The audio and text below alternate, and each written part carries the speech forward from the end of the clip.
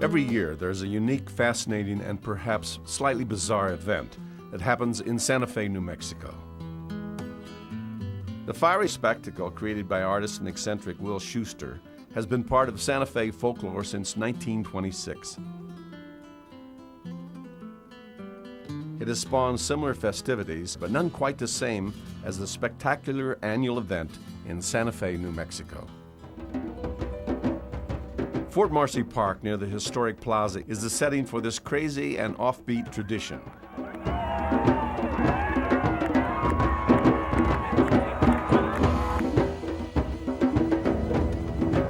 Behind the smoke, fireworks, and flame, a small army of volunteers will be toiling at the task of incinerating Zozobra, also known as Old Man Gloom.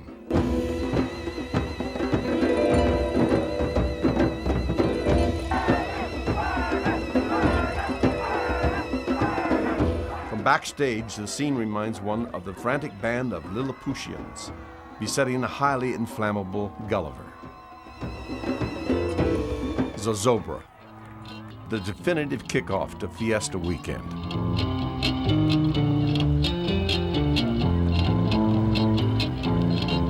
The day begins as Santa Feans and visitors to the city different make their way to Fort Marcy Park.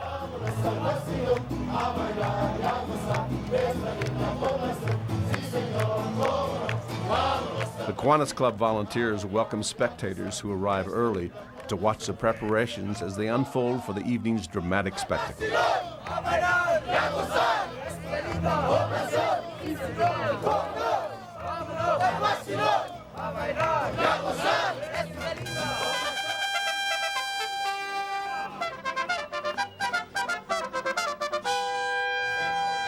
Lively sounds of mariachis join in with rock bands in a mixture of music genres. There's the presentation of the Fiesta Queen and her court. News reporters and cameras document the arrival of over 50,000 people. And surrounding neighbors hold their own festive parties. To the uninitiated, with all this hoopla going on, the big question is bound to be, what the heck is Zozobra? It's something that you put all your bad feelings in, and then when they burn it, they burn all the feelings, and you get rid of all the feelings that you had the year, and you start a new year with good feelings. Zozobra is just a saying of have good times and not bad times. That's what I think. Well, there's this man, and he made this little puppet, and he put him in his backyard. And each year, he had a little backyard. A bunch of people came to watch him burn, and each year they got a little bigger, and the guy had a really small yard. So then they said, why don't we put him up on a football field? Zozobra was a sea entity or monster. 3 words to describe Zozobra: pagan, pagan, pagan. Zozobra, it's something I've been involved in most of my adult life. I've found it extremely difficult to explain it to people without at least a picture or a sketch or something. But it's just something that Santa Fe does that nobody else does, and that you can be a part of it. You feel pretty proud of it. Many believe that Gus Denninger, a longtime Zozobra devotee and Kiwanis member, summed it up best when he said, Zozobra is a hideous but harmless 50-foot boogeyman marionette. He is a toothless, empty-headed facade. He has no guts and doesn't have a leg to stand on. He is full of sound and fury, signifying nothing. He never wins. He moans and groans, rolls his eyes and twists his head. His mouth gapes and chomps. His arms flail about in frustration. Every year we do him in. We string him up and burn him down in a blaze of fireworks. Viva la Fiesta!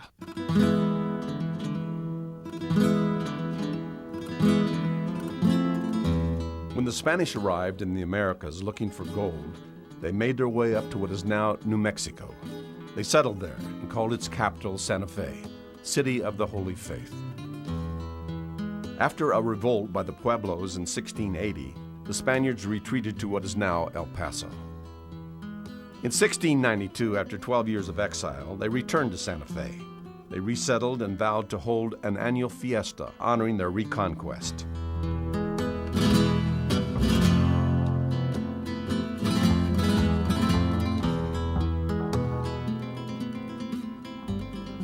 La Fiesta de Santa Fe is really a religious activity. It is fulfilling a promise that they would hold these fiestas and these novenas every year in the honor of Our Lady of Peace. And it's been a wonderful promise that has been fulfilled year after year after year. Thus, on September 16, 1712, began the annual Fiesta of Santa Fe, the oldest such event in the United States. Arriving in New Mexico in the 1920s was an altogether different kind of immigrant. Santa Fe, a remote destination in the wild, wild West, was one of the newest members of the growing United States. The high desert environment was becoming an inspiration and mecca for artists. It was also a health retreat for those suffering from tuberculosis and other lung ailments. Santa Fe was a place out west, where the black sheep of Eastern families could escape their imposed standards and conservative lifestyles, yet remain citizens of the United States. It was the Roaring '20s, a time of new expression and expansion, the age of the railroad and the new highway system. Route 66 passing directly across New Mexico. One of the new arrivals to New Mexico was William Howard Shuster, born in 1894 to a hat maker in Philadelphia. Shuster seemed to always have had a propensity for pyrotechnics and theatrics. Family lore has it that the talented teenager and a buddy built a radio-controlled cannon, promptly blowing a hole in the roof of the family home. The budding inventor turned to his pal and said, "Some spectacle, huh? You betcha." During battle in World War I, Lieutenant Shuster endured the effects of mustard gas used extensively by the enemy. He survived the war but remained a victim of chronic pulmonary tuberculosis. He was released from the Army in May 1919 and returned home to Philadelphia and his wife, Helen. His doctor said basically, you have about 1 or 2 or a few months to live here in Philadelphia, or you can go west and die of old age or whiskey. Yeah, so we went west. Will Shuster, or simply Shus, arrived in Santa Fe on March 4th, 1920. There he met a group of free-spirited and fun-loving artists who, like him, had migrated from other parts of the country. And he was curious. He wanted to know who was doing art and so forth. So he met the old artists, and he united them together. Well, anyway, he is one of the founders of the art colony, which is Santa Fe today. And he was very creative in 7 different art fields. Will Shuster was one of the famous in Santa Fe Cinco Pintores, the 5 painters, who each came out here all broke in the 20s.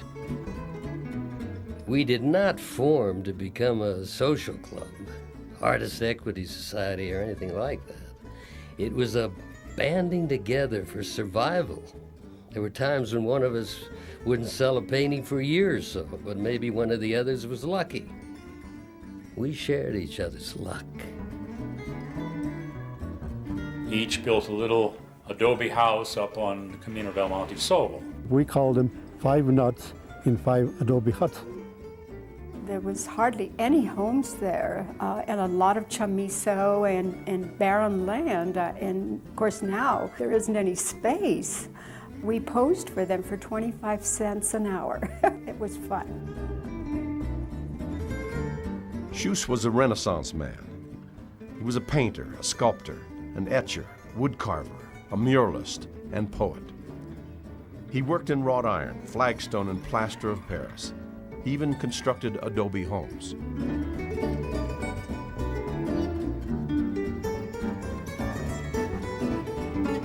His original house stands today with the gates he carved. After his divorce, he moved to the best-known Shuster house, also on Camino del Monte Sol.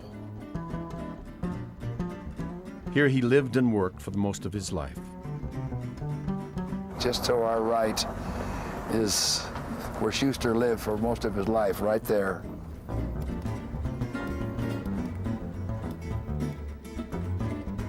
Shus had a keen sense of humor. Before giving his collection of papers to the Museum of Fine Arts in Santa Fe, he noted on the back of an unimpressive report card, "Evidently, I was not a very bright student." Santa Fe never had nightclubs to speak of, but there were wonderful house parties everywhere.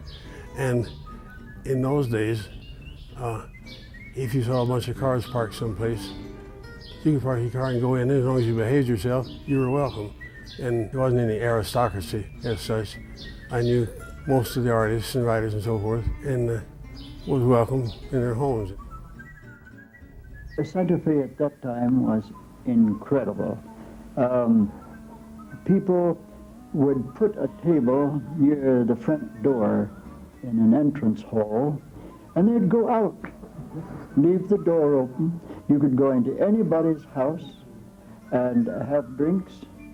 Everybody was the same, experimental, like children doing something. It was great fun. Will Shuster probably threw the best of all the parties, and very interesting people there.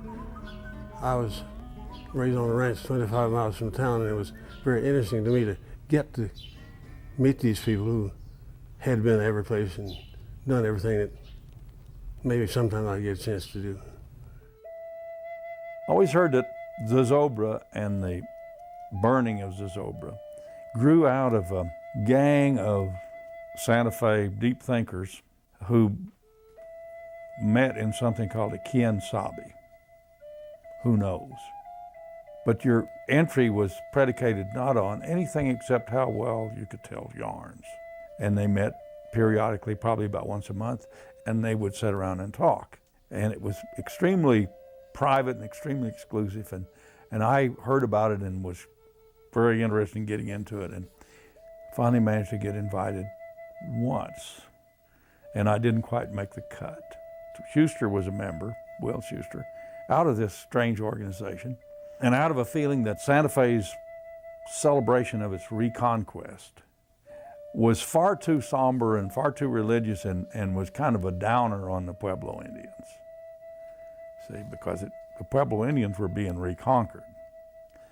And so Kiwanis, I think, was where this idea germinated, to have a, shall we say, a more secular side to this celebration. But who knows whether it's true or not. Whether or not it's true, it's a great idea. The idea for Zozobra started back in the middle 1920s. A group of Santa Fe's younger bloods, including several from the city's rambunctious new art colony, felt that the Fiesta Santa Feans had been celebrating for the past 214 years could be a trifle more lively. E. Dana Johnson, who was editor of the Santa Fe New Mexican, and I got together to hatch out a show for the Fiesta. It was a protest against the regular Fiesta, which was becoming dull and commercialized. Between us, we worked out the general idea of the new show. Somebody had been down to Mexico and had seen a parade there where they carried a figure of Judas and beat it with colored whips and later burned it. We had our Judas carried in the parade on a litter, and from that the idea developed to build an effigy to be burned at Fiesta. It was this lively and pyro-infused atmosphere that inspired the birth of Old Man Gloom and a more diverse and lighthearted side to Fiesta weekend. A favorite, the pet parade, allowed locals to show off their animals.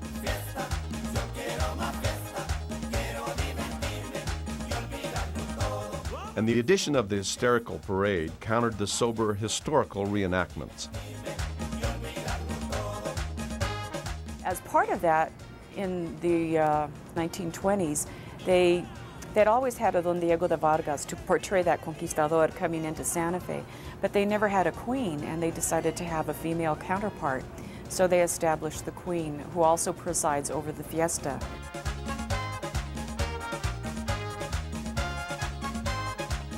But the highlight of the weekend has always been and remains Zozobra.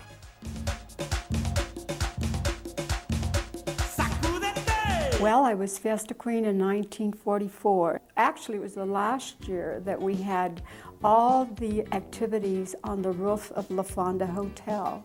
We had a terrible drought. It had been a very dry winter, a very dry summer, and Jacques Cartier decided that he would do something very spectacular, a snow dance.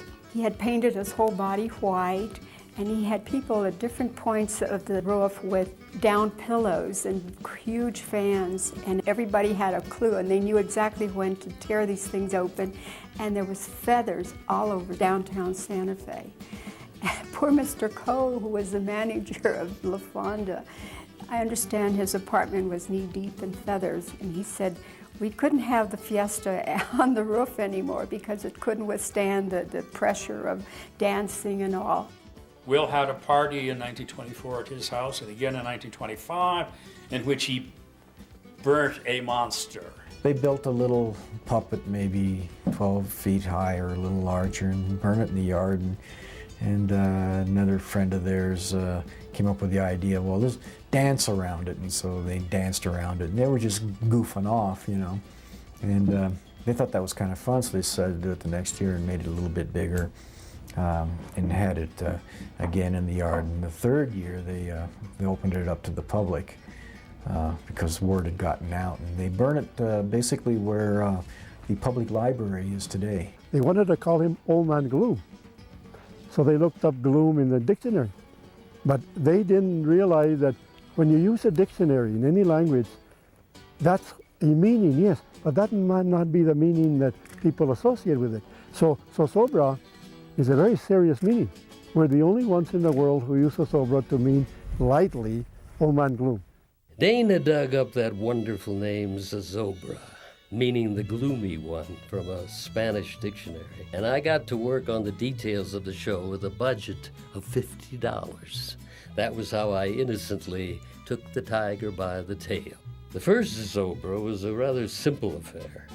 Power company set up a pole about 15 feet high on the lot in back of the old city hall in Santa Fe. Dan Eastman, the son of Max Eastman, the writer, aided me in the work. We swathed the pole in a garment of burlap and stuffed it with excelsior that had been previously soaked in a copper sulfate solution to make green flames when it ignited. Gus Bauman, a well-known artist and famous puppeteer, volunteered to make the head. Somehow or other, Gus and I didn't get together on the scale of the figure. But when the head turned up, it had been wonderfully fashioned by Gus out of cardboard cartons, but was entirely too small for the figure. It sat on top of the pole like a pinhead. It was, I admit, a well-intended, but pretty sorry-looking Zozobra. In 1960, Tony Hillerman wrote, "It was a modest beginning, with a crew of 5 handling the execution, and the audience consisting of the participants themselves and the few idly curious who will collect to see anything burn." And so Will Shuster got into the monster business, and in Shuster's words, my great pre-Fiesta worry. In September 1926, the year of the first Zozobra, Shuster wrote a paper called Orchestrated Fire. In it, he says, "Here in fire, you will recognize an element which, if ordered and controlled rhythmically with sound, will create a spectacle capable of creating tremendous emotional excitement. I propose this as a new and spectacular art form, fire." If you look at a lot of his paintings, there's fire, lots of fire.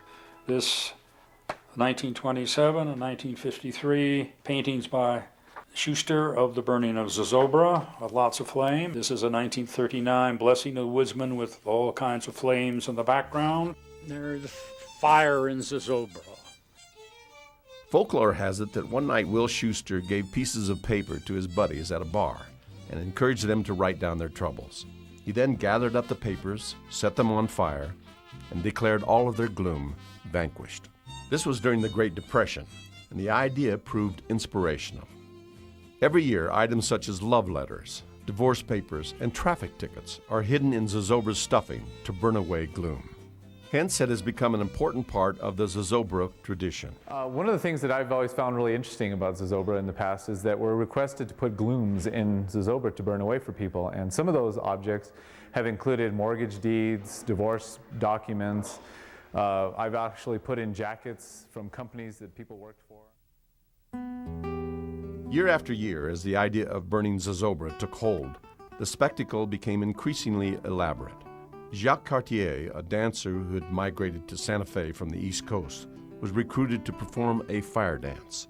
I guess I must have been in on the first one. She said, "Would you do something?" I said, "Sure. What can we do?" So we sat down. He had the idea of glooms. That was from Spain, that the glooms in white would come and kowtow to the god of sorrow. We'll have them come down the steps moaning and groaning, and when they get to the bottom, they'll fan out and face their master and bow, and I appear at the top in front of him, and they scream and run. Schuss said, "Let's take it longer. You dance down the steps, and I will give you 2 torches, and you go up with them and then light powder trains." And the powder trains ran around and lighted the tumbleweed that had cranky soil on it. Oh, you damn near killed me 6 times. He broke both ankles, thank God, not the same time. Each year, Cartier performed a dramatic dance and supervised the little glooms in a ritualistic performance preceding the burning. He danced at the Zozobra for over 30 years.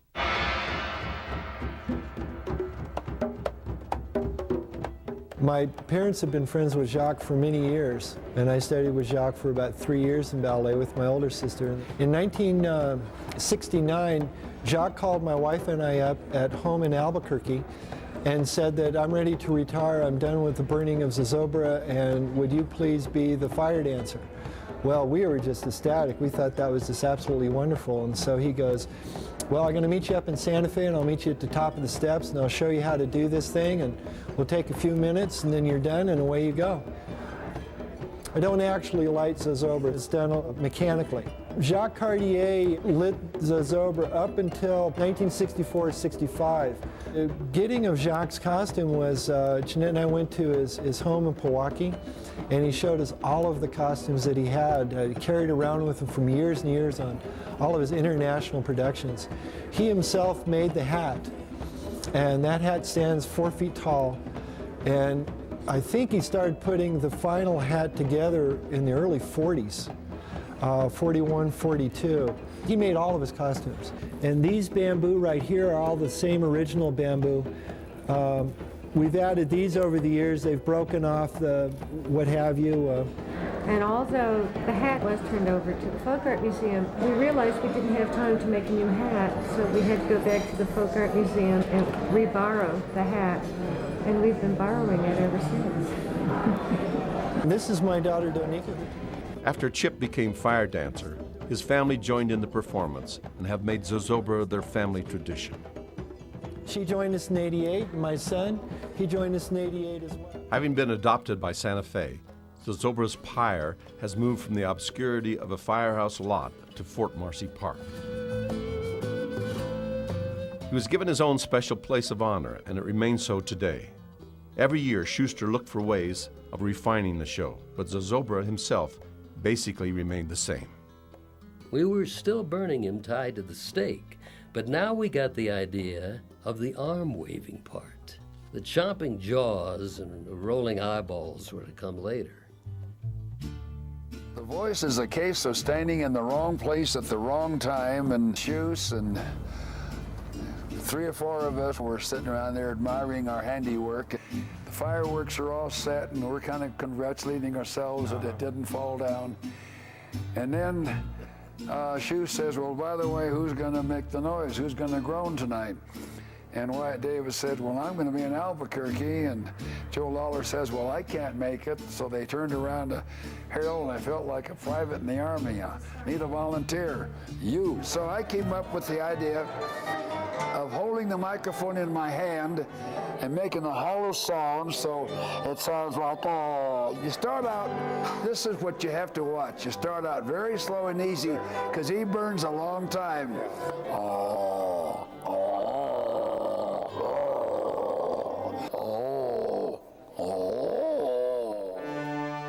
On the night of the show, a circle of bonfires was lighted around the base of the figure. The Kiwanians in black robes circled slowly about Zozobra, carrying green torches and chanting a dirge. On cue, Witter Binner, a renowned poet, leading a large group of Fiesta merrymakers, all in gay costumes and waving bright-colored whips, dashed out of concealment and drove off the glooms, who were ghost-like figures. The effigy was lighted, Roman candles and red fires were set off, and with much hilarious shooting, the merriment was underway. Zozobra was becoming a star. By the 40s, he was a regular in the Fiesta lineup. On many occasions, celebrities, reportedly including Santa Fe and Greer Garson, enjoyed anonymity by disguising themselves as glooms.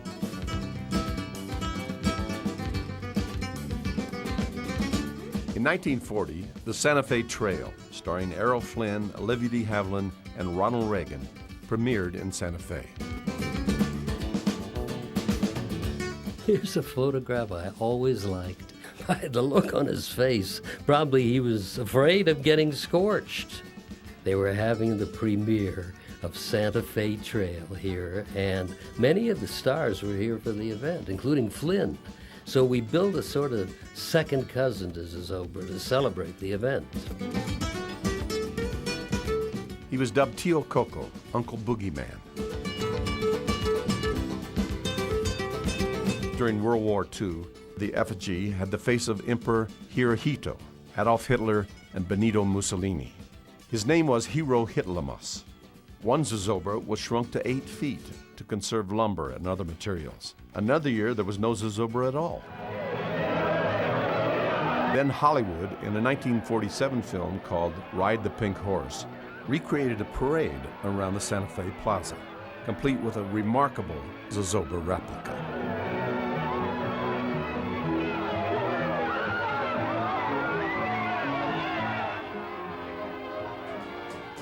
In 1950, Schuss masterminded the Santa Fe entry for the famous Tournament of Roses parade in Pasadena, California.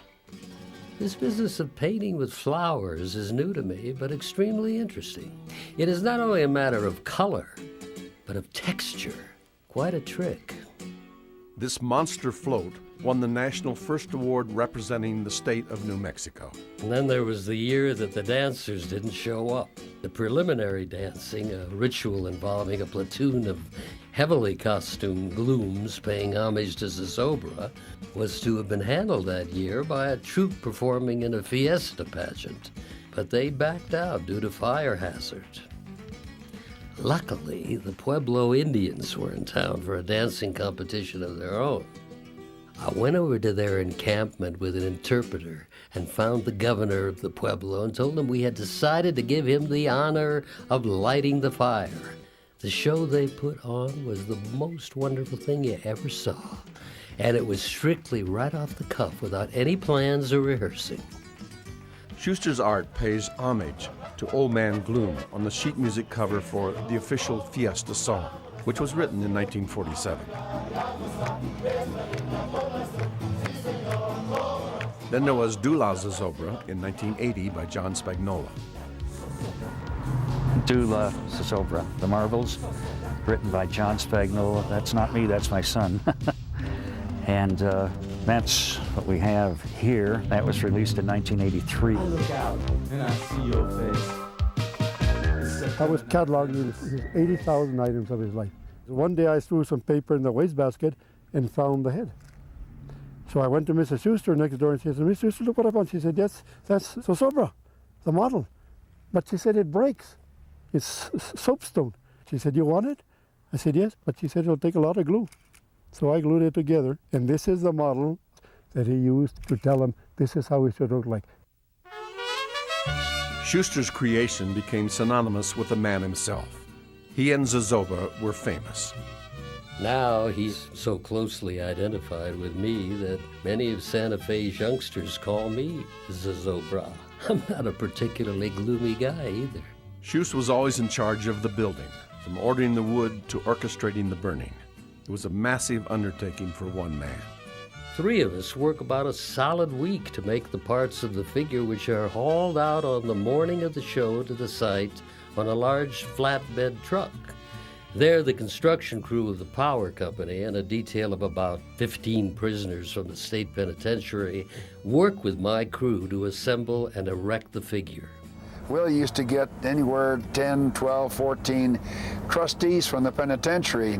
Well, that was a delightful way to do things until one year, I think he had about 12 or 13 trustees to start off with, and about 10 of them went back, so that kind of put the kibosh on them doing any more work. In that same 1960 article, Hillerman said Shuster's friends, and that includes a remarkably large percentage of Santa Fe citizens, will tell you that he was trapped into the grueling annual task of monster building strictly through his own fault.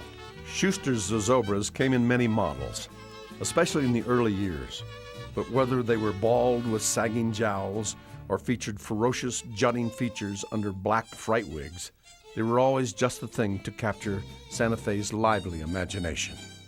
The City Different found that it could no more have Fiesta de Santa Fe without Zozobra than Boston could celebrate Patriots' Day without fife and drum. Nor, it seemed, could there be Zozobra without Shuster. However, as Shus got older and Zozobra grew in stature and reputation, the Zozobra family expanded. Shus enlisted the help of the local Kiwanis club. The loyal followers include a family-owned fireworks company that has been with the event since 1952. Well, one year, Will had stored a bag of 25 pounds of black powder in his garage all year and decided we have to use it up. So he suggested, John, why don't we put a little powder train around the base of the skirt of Zozobra on the inside and fuse it. So fine, I did it, fused it, which obviously was a mistake, as it turned out. And Zozobra simply disappeared. He disappeared in one hot blast of white flame, almost as if he was being sent into orbit. Once, we had everything in readiness, and we were awaiting showtime. And I discovered that none of us had a match to light the doggone thing. So I sent a Boy Scout out to beg some matches from a spectator. The torches were lighted, and the show got underway.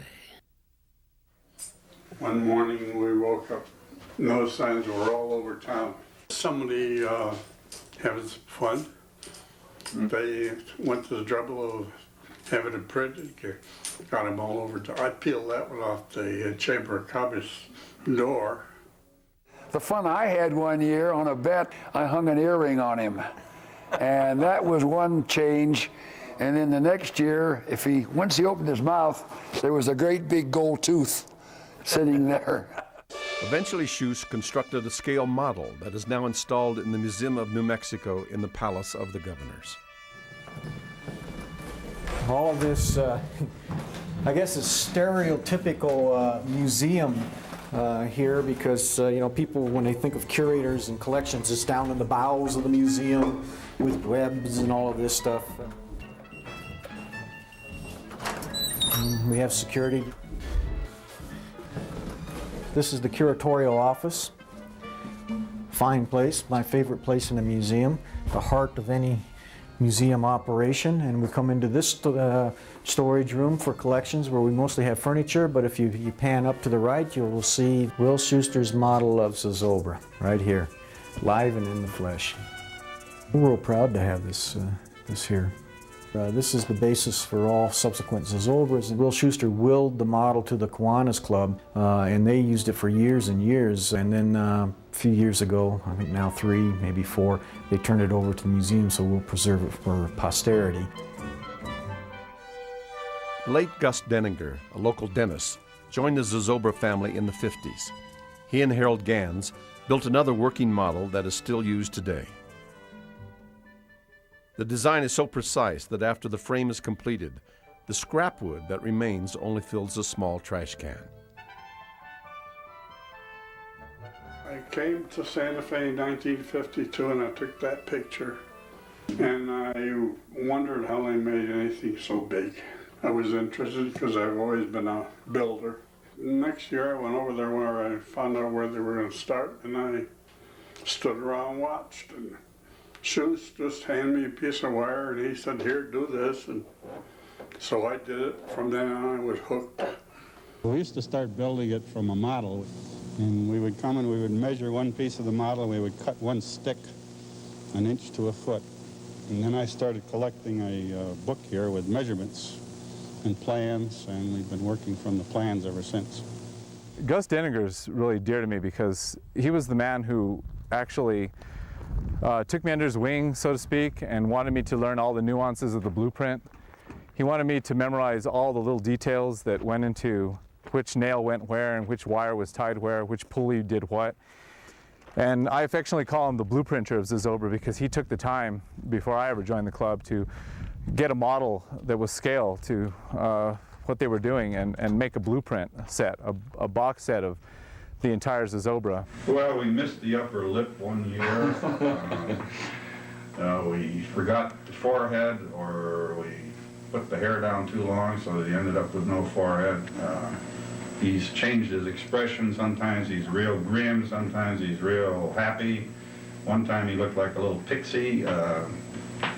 It just depends on who is building it and how it comes out. I mean, it's not that solid a form. I mean, we have a framework, but on the framework by artistic talents of many people show up.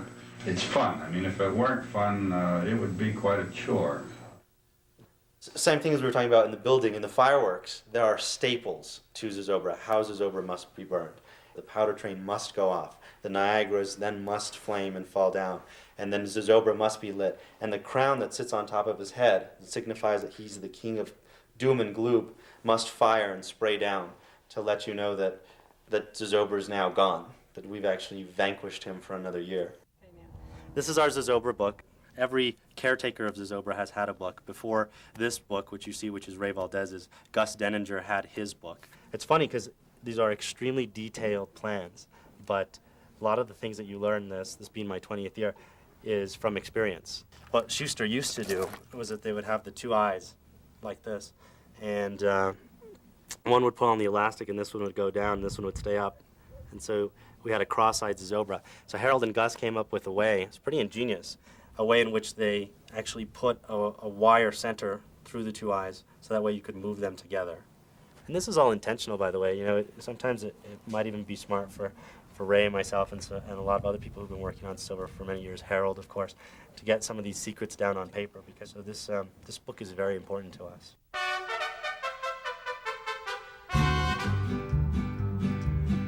Santa Fe, sus fiestas de septiembre se celebran en la capital, con Zozobra quemando las penas, y a la fiesta va a comenzar.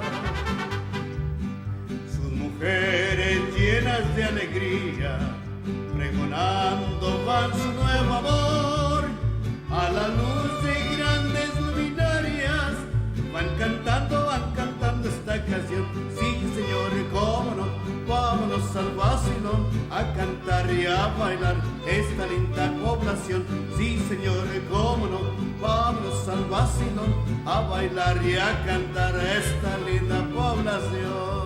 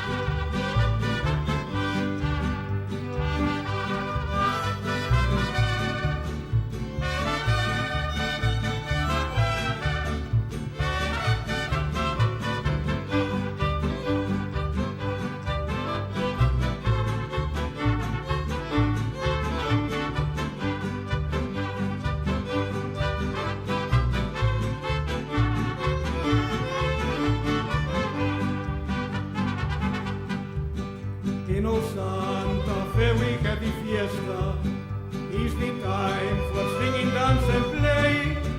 At this time we do not have this fiesta, as Zozobra burns the gloom away. And steel guitars are softly strumming music. Senoritas, come along with me. You know where that goes on? Have some fun and to see Santa Fe, la Conquistadores way. Sí, señor, como no. Let's go out and have some fun and to see Santa Fe, la Conquistadores way.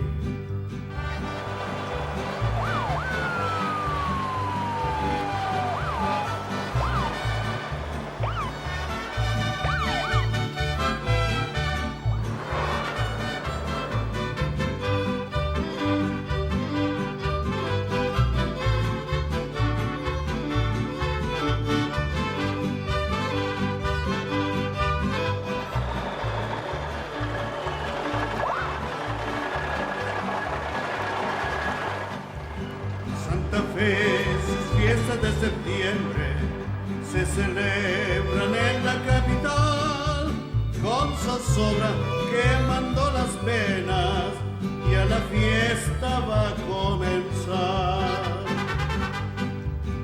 Sus mujeres llenas de alegría, pregonando van su nuevo amor, a la luz de grandes luminarias. Van cantando esta canción. Sí, señor, cómo no. Vámonos al vacilón a bailar y a cantar esta linda población. Sí, señor, cómo no. Vámonos al vacilón a bailar y a cantar esta linda población. Sí, señor, cómo no. Vámonos al vacilón a bailar y a cantar esta linda población. Sí, señor, cómo no. Vámonos al vacilón a bailar y a cantar esta linda población. Sí, señor. The ceremony expanded with a new generation, with Ray Valdez at the helm. Those of you that are volunteering for the community, this is a really noble cause, and I always say this at all these rehearsals, and I just want everybody to know that how grateful the Kiwanis Club of Santa Fe is for what you do for this community. This is the opening position to the dance that begins Zozobra.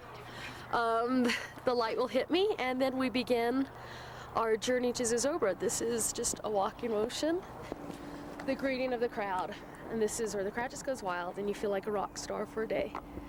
You can imagine 30 gloomies and everything. We all descend. And it's somewhere in this time when I will start to see fire and the torches will come. As soon as Helene sees us, we come in with flaming torches and we do our dance to get Zozobra more frightened. And this is a part of the dance where it becomes very frantic because I know fire is on its way. And so fire will start to come. First I attack fire, and fire attacks me. And fire will consume me, and I disappear. And I do come up and I say, okay guys, I'm here, looking good. He showed me the opening, and over the last 30 years that I've been doing the performance, that opening has not changed.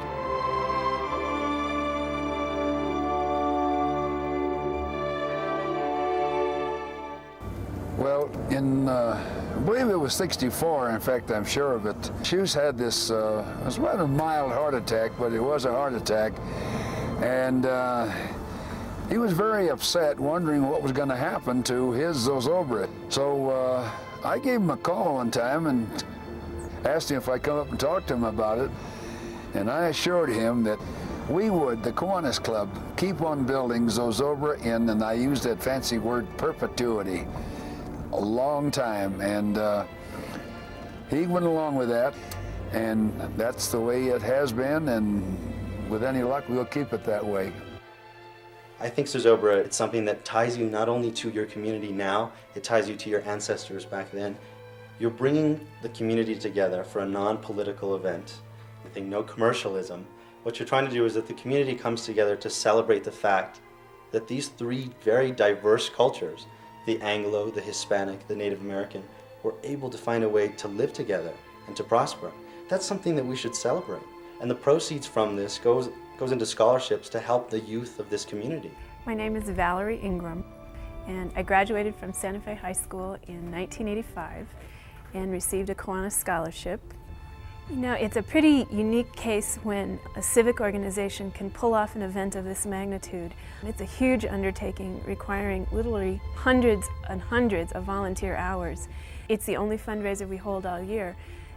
We are able to fund between $30,000 and $40,000 worth of projects in the community, including the scholarships from this one event. It's famous. William Howard Shuster died in 1969, but he died knowing that Zozobra would continue in the care of the Kiwanis Club of Santa Fe. Shuster's eldest son, Don, said, "People used to say that Dad loved pageantry. That was really too sophisticated a word to tag on my dad. Plainly and simply, he loved spectacle.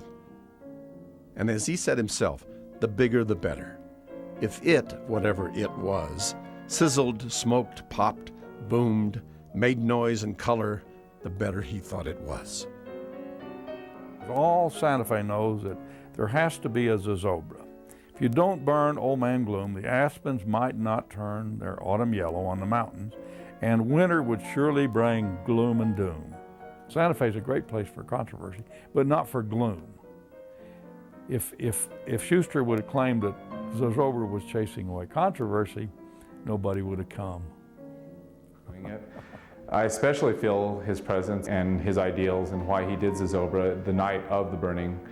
There's a certain period at about 6 o'clock, 6:30, which is about an hour and a half before we turn the lights out and we start lots of fires.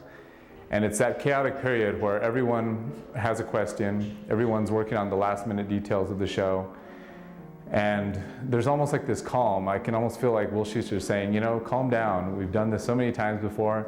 It's going to happen again. It's going to be easy. But it's that hour and a half right before the lights go out that I get in the zone. And once again, the most powerful thing happens in front of this crowd of 50,000 people plus that makes it all worth it. And I'd like to think Will Shuster is watching and giving us advice from the back. And when Zozobra meets his fiery demise, filling another generation of Santa Fe children with delicious terror and their parents with inexplicable glee, the odds are good that, in spirit, Shuster will once again be backstage. Big as it is, it's his baby. The gigantic puppet will be both guest of honor and victim at one of the largest and loudest celebrations in the West. Tonight, the 288th Santa Fe Fiesta. Buenas noches. On this night of September 7th in the year 2000, I, Judge Barbara Vigil, do hereby pronounce upon you, Senor Zozobra, alias Old Man Gloom, the death penalty. Members of the Kiwanis Club, do your duty!